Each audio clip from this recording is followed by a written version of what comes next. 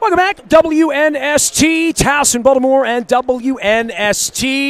We're live on Radio Row. All of it brought to you by our friends at LifeBridge Health Sports Medicine Institute in Foundry Row in Owings Mills. We'll be talking more with the docs next week, as well as our friends at Royal Farms. And I'm out of coffee, but I'm fully caffeinated because I need that for a guy like this. The heavyweight champion of the world. We welcome Deontay Wilder back onto the pro. What's going on, man? You come out of your shell, man. Remember a couple years ago, we didn't have all this going on now. Hey, everywhere I'm getting a lot of, I remember a couple of years ago stories. Well, I mean, you came as a younger guy. You're a lot more comfortable doing this than maybe you were a few years ago, you know? Yeah, most definitely. I definitely had a lot of practice from over the years, you know, and I enjoy hitting the back in the day stories because they allow me to let me know how far I've came. I've came a long way, you know. My grind, my hustle, you know, everything about me, you know, just not giving up, just still speaking things in existence and believing that it's going to happen, and I'm receiving it all. You know, I'm walking in my manifestation right now. So, I'm blessed. Man, you sounds like you do some mental clarity work here, man. You meditating? You doing some yoga? What are you doing, man? I'm still doing the meditation. You know, I always use visualization with meditation. You know, meditation definitely is a form of relieving stress, making yourself calm, relax. You know, is a very, very pleasant thing that I use. How'd you discover that? Who turned you on it? Because, I mean, that's a point in my life, too, where relaxing and being focused on what you want to do, man, any line of work, in any line, whatever you do is important. There you go. That's the key point. Any line of work. It necessarily have to be one specific thing. Got to have a strategy. Exactly. And I got introduced into it in 2007. 2008. You're a young man then. How old were you then? I'm 33. So how were you then? So you were 21 years old? Yeah, right. about 22. Somewhere up in there. 20, all right. Yeah, somewhere up in there. And during the Olympics time. Okay. You know, all right. So well, we had one of the women's. I forgot what her title was, but she introduced us. So she made us lay out on a mat, and she was telling us about meditation and getting our mind right through visualization, visualizing ourselves. You know, running a course, doing something, just like boxing. You know, visualizing ourselves with the opponent, being successful, succeeding, you know, understanding everything we need to do to accomplish the mission. And, you know, I took it very seriously. A lot of the guys probably, you know, brush it off and go, you know, meditation. Well, anything that's new, you know, first off, you're trying to evaluate it, see whether it's for you, whether you're comfortable doing it, and what the value would be of it, right? And once you find value in anything, right, you're a fool not to go back to it. There you go. There you go. And I'm one of those guys that wasn't a fool. I still use it to this day, and it helped me out. It helped me out, not only just in my career, but also in life, everyday life. You know. What's next fight for you, man? Next fight for me looking like we're going to be late April, early May. Having a rematch with Fury. It was an amazing fight the first time. We're going to come back and do it again the second time. I don't believe in no ties. You know, I'd rather receive a loss than a draw. You know. In this sport, this is a gladiator sport, and we got a lot of pride in what we do, and it can't be no draws around here. You know, it's just like the Wild Wild West. If we draw it, somebody got to go. Somebody old has to go. Give me your training regimen now as a 33-year-old that would be different than maybe when I met you 5, 6, 7 years ago. Oh, man. You know, I'm sure people are coming at you with all sorts of milkshakes and this and try this technique and that technique and these gloves and that glove, these shoes and you know do jump rope and they're bringing your Rocky technique. Seriously, for real, you ain't lying. I'm sure if I sat here with 10 different boxers, everybody would have a different way. Hey, I work out at night. I work out in the morning. Yeah. So for you, what does your life look like now? What's the best way for you? Once I'm in camp, you know, I get up. I hate getting up in the mornings, and once you're in camp, I hate it, and that's why I say, you know, in this sport it's about. I don't have no choice but to get up in the morning, so they give me options of time. I like, all right, so I pick different options of time. Sometimes we can go at 7 in the morning. Sometimes we can go at 9. You know, so I always choose the 9. Give me 30 more minutes. And then go 9:30. So we getting up, you know, in the mornings, always strength and conditioning and cardio as well. Then, you know, after that, getting something, you know, well, of course you wake up, get something in the body, you know, get it going, you know, some type of breakfast or something like that. Because I wasn't a person that what do you eat in the morning? I like waffles and sausage. You know, sometimes biscuits dipped in honey. How you going to be the heavyweight champ eating eating like that. Come on, man. We got to get you some lean proteins, man. You know, we have the proteins. We have the shakes and stuff like that. Do you see what Tom Brady does? The TB12, have you studied that a little bit? No, I didn't have. Now, that's an incredible. I mean, I've looked it up because I do yoga and, I try to stay. I'm 50. I try to stay in good shape, nice. And eat right and all that. But so I'm always looking for not an edge because I'm going to be the heavyweight champion, but just feeling good. Yeah. And I discovered like oats in the morning, fresh berries in the morning. That's how and the last 10 years it's managed to get my metabolism going. Especially oatmeal. Oatmeal is great. I love oatmeal. Brady talks about pliability, so to not get injured. Yes. Whatever the hell he's doing, we better be paying attention to it, right? I mean, literally, all these Super Bowls. I mean, this guy's. Yeah. We talk about premium athlete here. I keep looking at Tom Brady, the picture on the wall.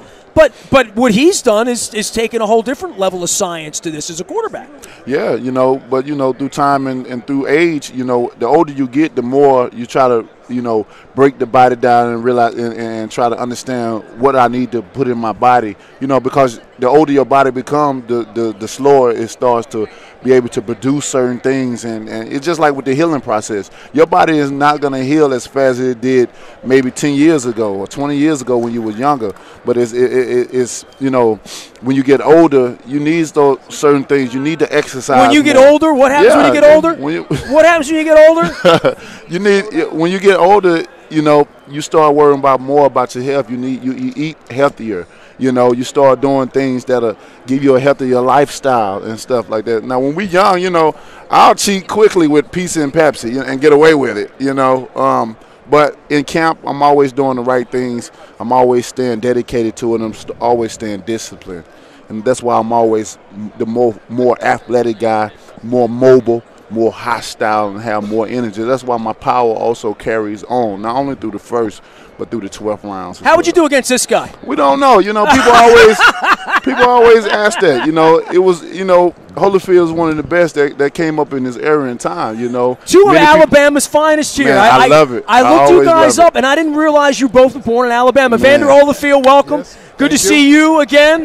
So I've been doing this 26 years at Super Bowl, and this is truly a thrill for me. When I found out that I could get the two of you together and put it together, first thing I said is, do they get along? Because I don't want to be in the middle of that, man. So I would think growing up, this was your guy. I love Evander, man. He came, he overcome so many adversity in his career. They didn't want to respect him as a champion because Mike Tyson was the man that overshadowed everything, even when he lost and stuff, and he came back and redeemed himself. It was always something about the Southern boys. We always had to come and show ourselves, show up, but not only show up, but show out, and he did that, and then he started to get respect. I love that he's from Alabama, and me being from Alabama, because that's home is where the heart is, although he couldn't start his career in Alabama because we didn't have no commission, and I made it my business to get that for that simple fact. I'm like, man, we have so many great talents here. We have so many people that can do so many great things. Let me get the commission here, so we won't have to travel. Everybody can't afford to just get up and travel like that. And that was an inspiration for me to get this commission, because not only Evander, but Joe Louis and Ernie Shavers is from Alabama as well too. Some people don't even know that. Even Barkley, although he fights with different people. Evander, how are you? I'm great. Well, what are you doing here other than hometown ambassador? When I think of Atlanta, I think of you and the real deal, right? Okay, I'm here with the certified Angus beef. Okay. Bring me some food. I've seen these guys all morning. He and I were just talking about diet. Literally, when you walked up, I said to him, is your diet different at 33 or whatnot? And we got chefs walking around here at 10 o'clock in the morning giving us beef jerky. Is the champ allowed to have beef jerky? I'm not sure. How you doing, Chef? I'm great. Protein packed, I'm sure, is what they're doing. This is the week about bringing the best of the game, and these guys are the best in the ring, and that's what certified Angus beef brings, is the best of the Angus breed. Well, I am guilty as charged. I had certified Angus beef last night here in Atlanta, Georgia, so I'm eating well. You. Every day I begin here with grits. Every day ends with either bread pudding, banana pudding, peach. You got to get out of here. You can't stay champ eating here. I don't know how you did it, That sounds good to me. Now, your boy's playing as well. I want you to talk about football, but both you guys love football. I see Deontay here every year. I've had you on in previous years. You were going to Super Bowl as a fan. You sat in my section in Minnesota many years ago. But you love football. And, yes, I do. And your children excel. I play football. And I was just a late bloomer. So when I graduated from high school, I weighed 147 pounds. I was about 5'9". I was a late bloomer. My son wasn't, though. My son, he was huge when he graduated. I'm like, he weighed 210 when he got out of high school. What position he play? He was running back. Oh, nice. See, people see him and he's 6'7" walking through here. They think you're LeBron. Like you walk through, they think you're a basketball player. I mean, fighting a guy at his size, it's a whole different thing. Fighting a bigger guy, right? It is, because you know what, they got more leverage and all that, and it ain't good to say they got the advantage, because it's something you can do they can't do. That's right. But they can do something that you can't do. It's who fight their game. Well, I remember every time one of your fights would come on, they put the tail of the tape, the reach. You would always have the reach, right? Deontay Wilder, Evander Holyfield here.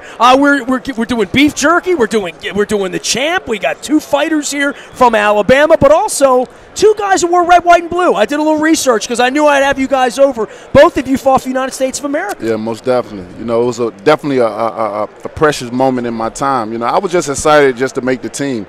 You know, coming from where I came from, making the Olympics team in a year and a half, you know, they always say I came out of nowhere because my name wasn't on the list. When they had that list for the Americans who they wanted to represent, Deontay Wilder was far and beyond that list. You know. And Evander, you had a whole different trip back in the day, 80 and 84, and what happened to you in 84? Yeah, because, you know, pretty much I wasn't the guy that's supposed to make the Olympic team either.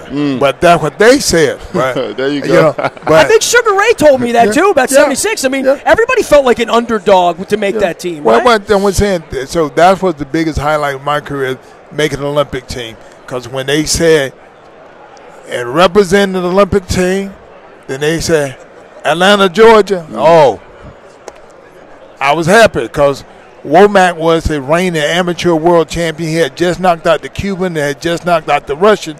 So Howard Cosell thought he was the guy that was going to go. But I had to beat him 2 times in a row. And I beat him on the Saturday, then I beat him on the Sunday. You guys being from this part of the world, have a Super Bowl in Atlanta.